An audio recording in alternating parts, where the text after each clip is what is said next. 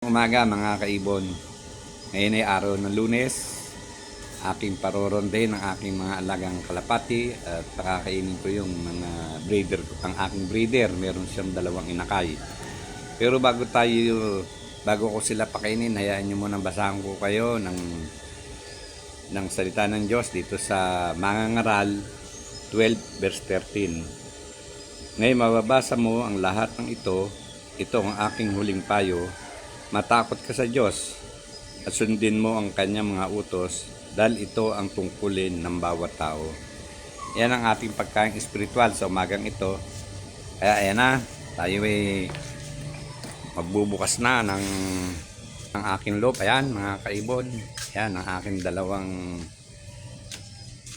mag-asawa. Ayun ang kanyang inakay. Ayan, ayan, unahin natin munang buksan ang aking para makapag-ronda ng aking mga alaga. Ayan. Ayan. Ayan sila. Ayan, bubuksan na natin. At ayan na natin bigyan ng pagkakataon na makalipad ang mga alaga kong ito. Ayan, nagbabala na. Ayan. Ayan na sila. Ayan.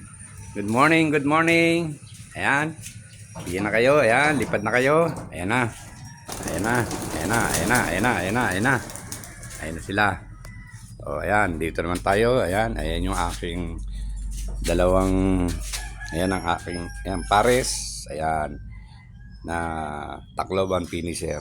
Ayan, yan, linisin ko yan. Yung kanyang, yan, lilinisin ko yung lapag na yan. Ayan sila, ayan.